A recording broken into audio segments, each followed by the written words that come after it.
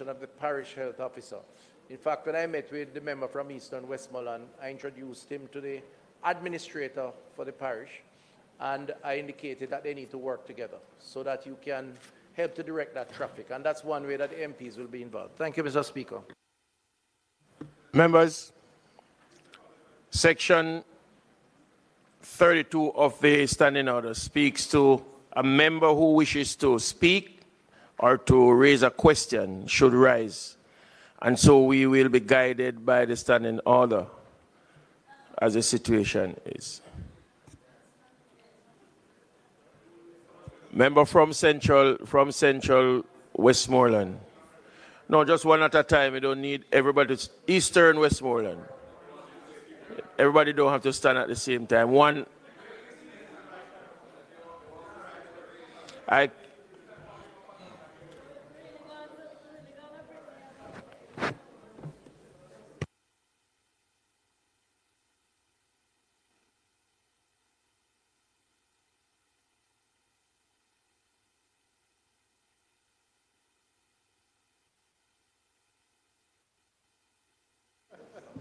Thank you, Madam Speaker.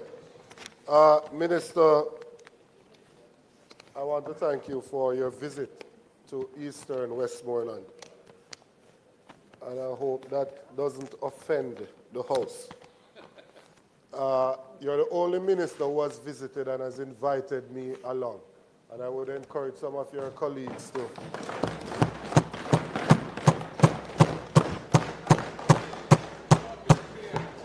I would encourage some of your colleagues to adopt a similar disposition. Since I was not in the House. Yes, we're back to normal. Are you at question time, member? Yes. Okay. So I think you know the rules of this House. I do, Madam Speaker. I do. But so please abide by the rules. I will, Madam Speaker, I will. But I still thank the minister nonetheless. Minister, what is the mechanism that is in place for all the groups that are volunteering, and some of them may even be prescribing their own medication? What is the mechanism that is in place to dovetail that so that there is adequate follow-up of those persons? So a volunteer group of doctors come in and they see a person, and the person has a chronic illness that will require follow-up treatment. They see them. We need to work out that mechanism to ensure that they can be referred into the system formally so that further care can be given to that individual. So that's the first question. The second one is around communicable versus non-communicable diseases. In terms of the non-communicable diseases, I have a concern that this is a high-stress environment that these persons have been placed in, and quite a bit of them are not able to get the care. The mobile unit is a very good attempt to get to some of these individuals. But I wanted to ask whether or not the regular medications that they use, if they would be able to gain access to those free of charge, of course, because some of them would not be in a position at this time to pay for anything at all. And in relation to the communicable diseases, the need to clear up the environment is one that needs to be prioritized. I am very concerned about how persons are disposing of human waste currently. Very concerned. And I'm wondering if it is not possible for us to look at putting some portable facilities at strategic points so that persons can relieve themselves with some amount of dignity, and to ensure that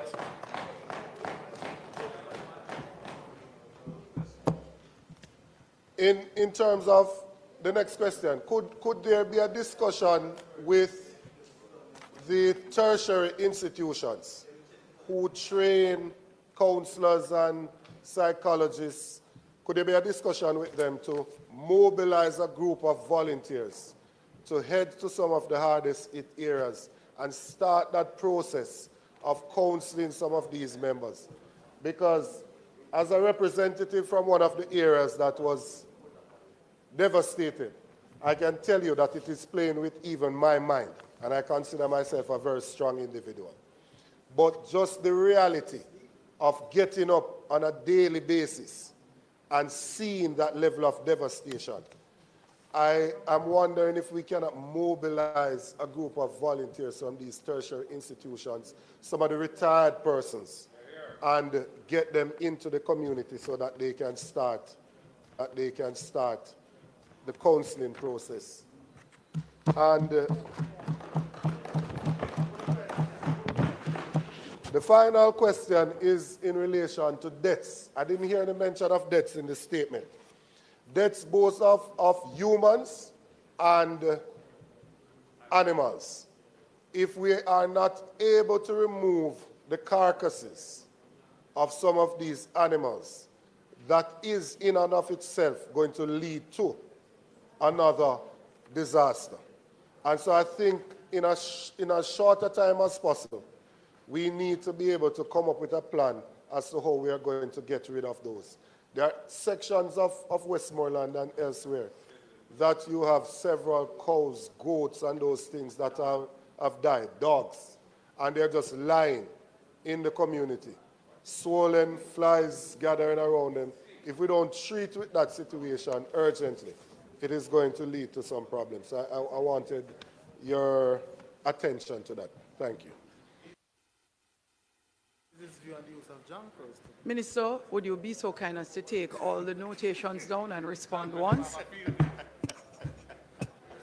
The next member from St. James South.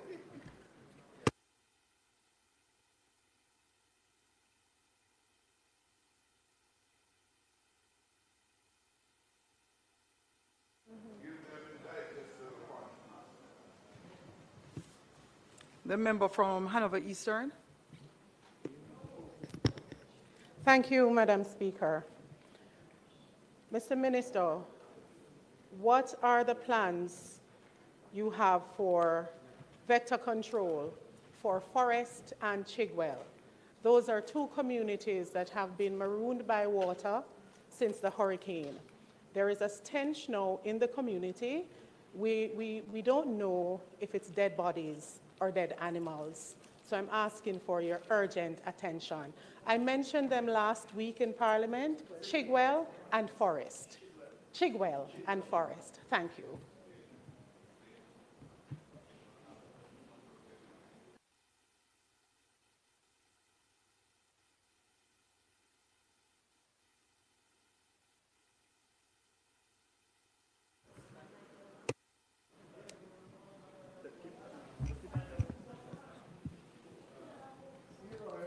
Members, I'm not going to spend the time going through again the standing orders.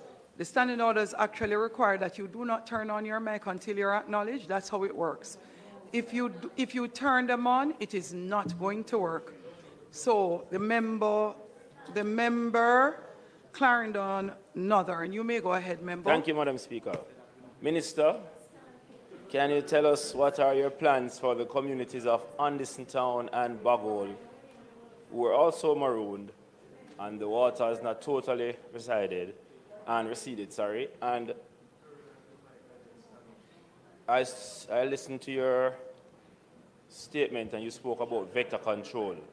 What methodologies are you going to be using to control vectors there, and are you going to take into consideration the citizens, especially the elderly citizens, who may have respiratory challenges as they fight through this challenging moment?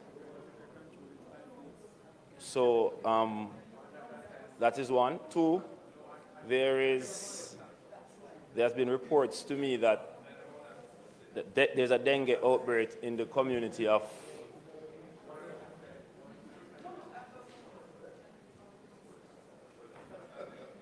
Yes, there are reports to me that there's a dengue outbreak in the community of Morgan's Forest. So we need to have urgent attention to those areas, please. Thank you, Madam Speaker. I'm enjoying myself too, Member Brown-Burke. Enjoying myself too. So members, you're required to keep your seat. When you stand,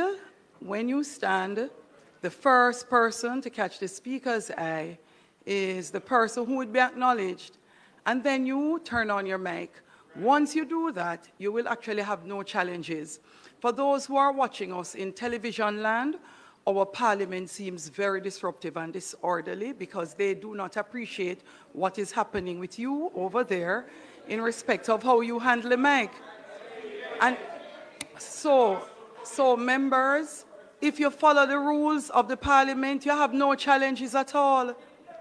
Respectfully, if you follow the rules. And so members who complain that they don't want to be having to raise their hands, it is the reason why we reverted to the exact wording of the standing order, which is that you stand.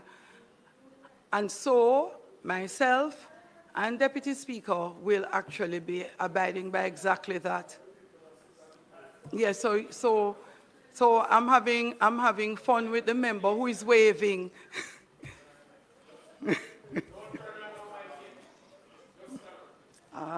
Thank you, Deputy Speaker. So the member from St. James South, you're acknowledged. Please turn your mic on. Thank you very much, member. But his mic is on. All right. Thank you, Madam Speaker. He's standing. He's that short. I'm sure he is standing. Minister.